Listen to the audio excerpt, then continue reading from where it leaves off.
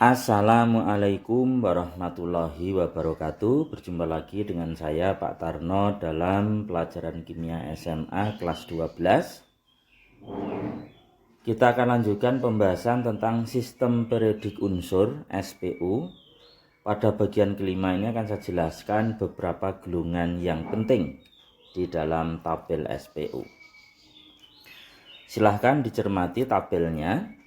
Jadi ada gulungan logam alkali. Ini adalah gulungan 1A. Kecuali atom H, maka semuanya merupakan logam.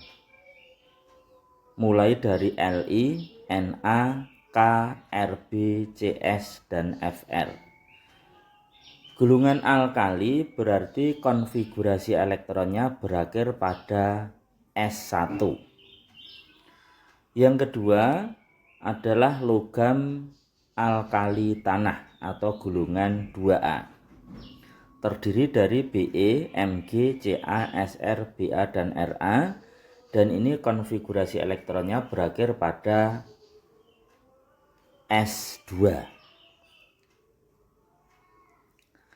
Berikutnya adalah gulungan penting, gulungan 7A yang disebut dengan gulungan halogen.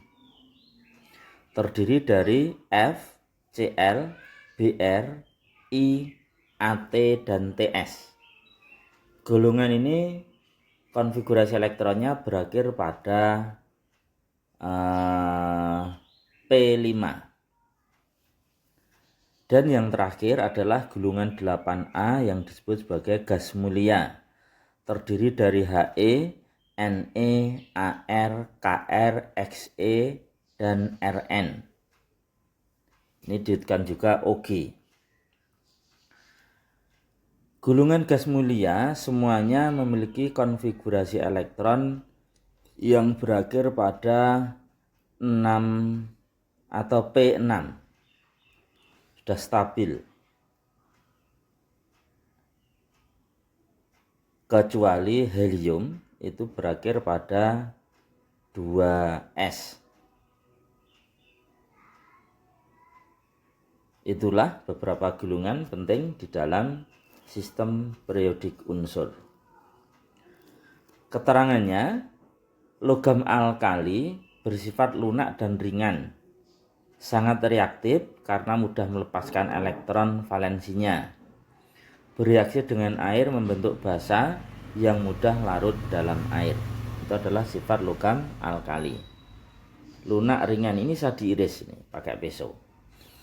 Logam alkali tanah sifatnya lebih keras dibandingkan dengan alkali, kurang reaktif dibandingkan dengan alkali. Selain Be, bereaksi dengan air membentuk basa yang mudah larut di dalam air. Kemudian golongan halogen 7A merupakan unsur-unsur non-logam, sangat reaktif karena memiliki 7 elektron valensi sehingga mudah untuk menarik elektron. Bereaksi dengan logam membentuk garam. Yang terakhir, gas mulia golongan 8A dalam suhu kamar berwujud gas yang sangat stabil karena elektron valensinya berisi penuh 8 elektron atau memenuhi kaidah oktet, kecuali helium yang berisi 2 elektron atau duplet. Unsur-unsurnya sukar melepaskan atau menerima elektron sehingga sukar bereaksi dengan unsur lain. Jadi gas mulia ini dikenal unsur yang sangat stabil karena konfigurasi elektronnya berakhir 8 kecuali He berakhir 2. Oke, untuk lebih memahami saya berikan contoh soal. Perhatikan beberapa unsur berikut: 11A, 19B, 12C, 32D, 17E, 35F, dan 18G. Oke, tentukan unsur mana saja yang tergolong dalam logam alkali, alkali tanah, halogen, dan gas mulia. Di antara A dan B, manakah yang jari-jari atomnya lebih besar? Di antara AC, mana yang energi ionisasinya lebih besar? Di antara EF, mana yang memiliki keelektronegatifan lebih besar? Dan di antara E dan G, mana yang lebih reaktif? Nah, untuk bisa menjawab soal ini, maka kita harus membuat konfigurasi elektronnya. Karena dengan membuat konfigurasi elektron, maka kita bisa menentukan golongan dan periode. Oke, 11A. Berarti konfigurasinya adalah 10Ne 3S1. Elektron terluarnya 1 berakhir pada subkulit S, berarti golongannya 1A. Kemudian kulit terluarnya 3 sehingga periode ketiga. 19B. Konfigurasi elektronnya 18Ar 4S1 sehingga golongannya 1A periode keempat. 12C. Konfigurasi elektronnya 10Ne 3S2 sehingga golongannya 2A periode ketiga. 32D 18Ar 4S2 3D10 4P2. Nah, ini juga berakhir pada NSNP 4S2 4P2 sehingga golongannya 4A periode keempat. Ingat, untuk periode kita gunakan subkulit S yang terbesar. 17E 10Ne 3S2 3P5 sehingga golongannya 7A periode ketiga. 35F. Konfigurasi elektronnya 18Ar 4S2 3D10 4P5 sehingga golongannya 7A periode keempat. Terakhir 18G 10Ne 3S2 3P6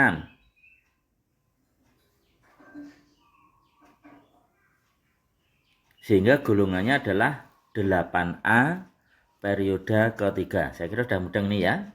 Nah, dari sini maka kita lihat soal yang A. Unsur mana saja yang tergolong dalam logam alkali? Logam alkali adalah gulungan 1A. Sehingga kita lihat yang gulungan 1A adalah unsur A, unsur B. A dan B saja berarti. Kemudian unsur mana saja yang tergolong dalam logam alkali tanah? Alkali tanah berarti harus 2A. Yang 2A adalah unsur C. Unsur mana saja yang tergolong dalam halogen? Halogen berarti harus golongan 7A. Sehingga yang merupakan 7A adalah unsur E dan F. D. Unsur mana saja yang tergolong gas mulia? Gas mulia berarti harus 8A, yaitu unsur G. Berikutnya, di antara unsur A dan B, manakah yang jari-jari atomnya lebih besar? A itu punya periode 3, berarti 3 kulit. B punya periode keempat, berarti punya 4 kulit. Semakin besar kulit, semakin banyak kulit, maka jari-jari atomnya lebih besar. Sehingga unsur B, jari-jari atomnya lebih besar daripada A. Berikutnya, di antara unsur A dan C, manakah yang energi ionisasinya lebih besar? A dan C. Energi ionisasi C ternyata lebih besar. Kenapa? Karena dia pada golongan 2A. sama-sama pada periode ketiga.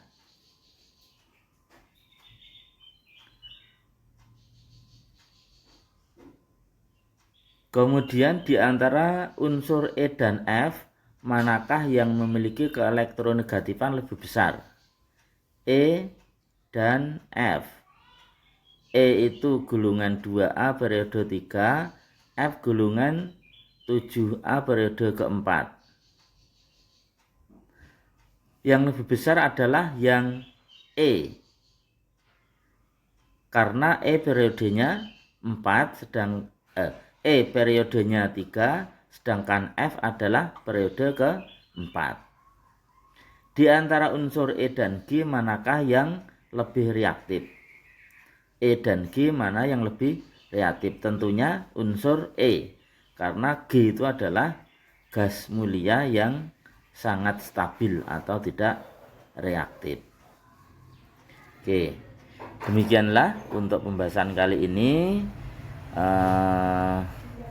Semoga bisa bermanfaat. Terima kasih. Assalamualaikum warahmatullahi wabarakatuh.